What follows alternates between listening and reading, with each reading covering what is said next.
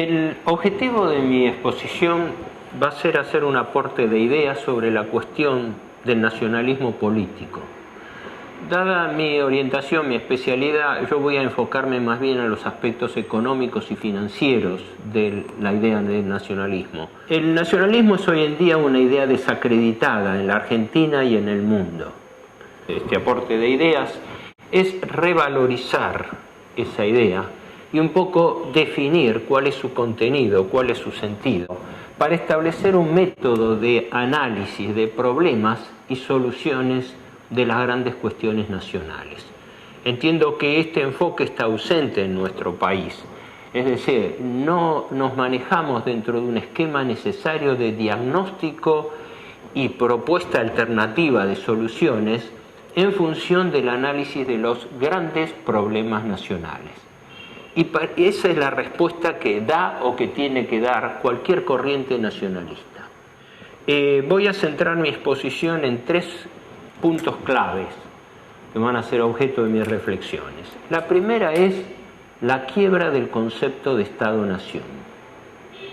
La segunda es la pérdida de nuestra conciencia geográfica. Y el tercer tema al que me voy a referir es la crisis del sistema político institucional argentino. Es explicar cómo se ensamblan estos tres factores de crisis, cómo se producen estas falencias estructurales en nuestra patria y cómo entiendo yo que debiera ser el enfoque de solución alternativa del problema. Voy a detenerme en algo que normalmente no se percibe, que es el concepto de Estado nacional. Aunque parezca una obviedad, nacionalismo proviene de nación. Afirma la idea del Estado-nación, la idea del Estado nacional. Nosotros definimos comúnmente el Estado como la organización política de la nación. Pero esa concepción está hoy en día oscurecida en la sociedad moderna. Insisto, tanto en la Argentina como en el mundo, aunque yo voy a centrarme en la realidad presente de nuestro país. En consecuencia, entiendo que el nacionalismo no es una ideología, no es una ideología única, no hay un solo patrón estandarizado, nadie se compró la teoría nacionalista. Y es más, no me preocupa tanto la reivindicación nacionalista del pasado, sino la elaboración de bases para el nacionalismo presente y futuro. Es decir, por dónde debieran discurrir los denominadores comunes de la idea nacional argentina hoy. Identifico por lo menos tres características centrales, tres características comunes que sirven para definir conceptualmente qué es y cuál es la frontera del nacionalismo político. La primera característica del concepto de Estado nacional es el transpersonalismo político. La nación está por encima de los individuos. La nación constituye una categoría superior al hombre. Los intereses nacionales están por encima de los derechos individuales. Esto es una afirmación básica. Cualquiera que tome por referencia al Estado nacional, si no cree, no tiene una concepción de transpersonalismo político, es difícil que pueda adherir a un ideario nacional. La segunda característica que tipifica este concepto nacionalista que reivindica el Estado-nación es justamente un derivado del anterior, el sentido de pertenencia del hombre al Estado y a la sociedad nacional. Nuestra época se caracteriza por un individualismo extremo. El extinto profesor de Maillet decía que el gran error, la gran distorsión de la sociedad moderna es extrapolar el individuo a nivel de las relaciones sociales. Y él decía acertadamente, hay un error en eso. El individuo no explica a la sociedad. La cosa es al revés. La sociedad explica al hombre. Es un poco la frase que trae a colación el general Perón cuando vuelve del exilio en el año 72 y él ya lo había anticipado en realidad en parte en su trabajo de la comunidad organizada y de base aristotélica. El hombre se realiza en función de la sociedad del Estado. Por eso Perón decía, nadie se realiza verdaderamente dentro de una sociedad nacional que no se realiza. Esto es importante porque justamente es el nacionalismo político peronista el que define una postura clave en las relaciones internas e internacionales de la Argentina. La tercera posición.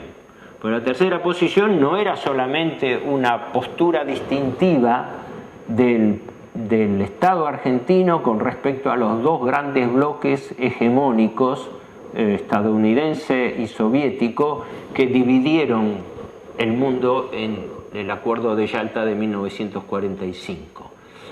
La tercera posición era algo más que eso, era una definición ideológica distinta del liberalismo capitalista y del marxismo bolchevique. Esto es importante porque esta lleva a la tercera gran diferenciación, la frontera entre nacionalismo e internacionalismo. Es decir, la frontera entre aquellas concepciones que nacen y se aplican a la realidad nacional frente a las doctrinas universalistas e internacionalistas para las cuales no cuenta como espacio de referencia central el Estado-Nación, sino determinados principios, generalmente principios ideológicos, no empíricos, no prácticos, de las relaciones en la sociedad a nivel mundial. Es un poco la contradicción del mensaje socialista, porque en alguna oportunidad alguien razonó prácticamente, dice, el socialismo invoca, el socialismo marxista o cualquiera de sus variantes, invoca una serie de valores, pero los hace a nivel de reivindicación internacional. Pero la pregunta es esta, ¿puede haber un socialismo que no sea nacional? Porque el ámbito de aplicación práctica del socialismo es el Estado-Nación. No existe un socialismo universalista, lírico. Existe un socialismo concreto. Y por eso las formas socialistas que se dieron en la Argentina con el gobierno peronista tipifican un caso de eso, o como fue también la reforma laboral y social política en Italia. Es decir, eran formas socialistas de base nacional. Esta es la tercera característica. Entonces resumo lo que dije. Lo que define el concepto de Estado-Nación, a mi juicio, son por lo menos estos tres elementos. Transpersonalismo político, que afirma la supremacía del Estado nacional sobre los intereses y los derechos individuales. En segundo lugar, el necesario sentido de pertenencia del hombre a esa sociedad nacional. En tercer término, la clara diferenciación entre lo que es de raigambre o lo que es de generación de valores tradicionales, fundamentalmente ligados a la cultura y a la religión, que son parte constitutiva de la nacionalidad argentina, frente a las doctrinas y a las construcciones ideológicas internacionalistas. Esta es la divisoria de aguas y esto es lo que hace avanzar o perder el vitalismo nacional. Porque los valores existen en la medida en que el hombre, que la población, tenga voluntad de lucha para mantenerlos. Cuando la sociedad no percibe, no pelea por esos valores, quiere decir que la semilla de la destrucción del Estado ya está sentada, porque se rompe el sentido de pertenencia del individuo al Estado. La lucha es la razón de ser de todas las cosas, y la lucha es la razón de ser y el origen del Estado. El Estado nacional existe mientras su pueblo tenga la voluntad de lucha para sostenerlo. La gran crisis, el gran peligro y la gran patología que estamos sufriendo en la Argentina, como en gran parte del mundo, es ese debilitamiento de la conciencia nacional, ese oscurecimiento de la idea de Estado-Nación. El segundo tema que pienso tocar en relación a la cuestión del nacionalismo es la pérdida de nuestra conciencia geográfica. La nación es producto de la relación entre el hombre y el medio geográfico. La famosa relación entre sangre y suelo como base de toda nacionalidad. El arraigo que las poblaciones tienen. No nos olvidemos que el concepto, la palabra patria deriva de pater, deriva del griego, descendencia. Esto es, nuestra patria, no en sentido lírico, sino en sentido práctico, operativo, es el territorio donde hemos nacido, con cuyas tradiciones y valores culturales y religiosos nos identificamos, y que partimos de un nexo común entre geografía e historia. Esto es importante, yo voy a tratar de detenerme en este tema, prácticamente esto es teoría geopolítica del Estado, porque en nuestro país el debilitamiento de la conciencia geográfica, producto del cosmopolitanismo, es una de las características más graves en la pérdida del espíritu nacional argentino. Cuando uno observa la historia argentina desde la época del virreinato a la independencia, observa que se ha producido un desplazamiento del eje del centro de gravedad geopolítico del interior hacia la costa.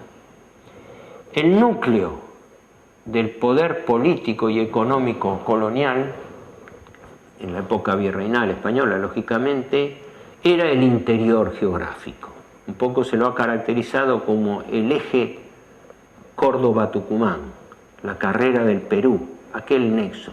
Era lo que identificaba la orientación continental del virreinato, que venía también de la tradición continental española. La hegemonía del puerto de Buenos Aires y su área de influencia. La cuenca del Plata converge hacia un centro, hacia una desembocadura, cuya importancia portuaria, comercial, es mayúscula. Esto es una regla en la Argentina y en el mundo. En la vieja teoría geopolítica de Obst, Erich Obst, miembro y vicetitular de la Escuela de Geopolítica de Múnich, había estudiado este fenómeno en relación a la influencia geopolítica de los ríos que había en su momento formulado Federico Ratzel. Desde el virreinato hasta la independencia, lo que caracteriza geopolíticamente el desarrollo del Estado argentino es ese desplazamiento del eje continental hacia el eje marginal del puerto. En esto consiste la clave del desarrollo de la Argentina moderna, porque se ha dicho, para simplificarlo, pero se ha dicho con razón, que Buenos Aires formó la Argentina moderna. Es decir, fue el puerto de Buenos Aires y sus hinterland, su territorio interior de la pampa húmeda, el que determinó la conformación del moderno Estado argentino. Es decir, la zona privilegiada de producción agropecuaria, que dio lugar en realidad a una alianza histórica entre hacendados, productores bonaerenses y la burguesía comercial del puerto. Fue el establecimiento de una alianza de clases hegemónica que prosperó en función del mercado internacional. Por eso Buenos Aires impone el modelo agroexportador, porque era la resultante de su propia área de influencia. Y eso se vincula directamente a la hegemonía comercial mundial británica, que era quien manejaba a nivel internacional el ámbito de inserción de la producción argentina. Por eso, esto entraba dentro de un esquema de división internacional de trabajo donde los países marginales, ricos en granos, en alimentos, eran proveedores de los países desarrollados centrales que en contraprestación mandaban o exportaban a nuestros países los insumos, tanto bienes de capital como insumos en general.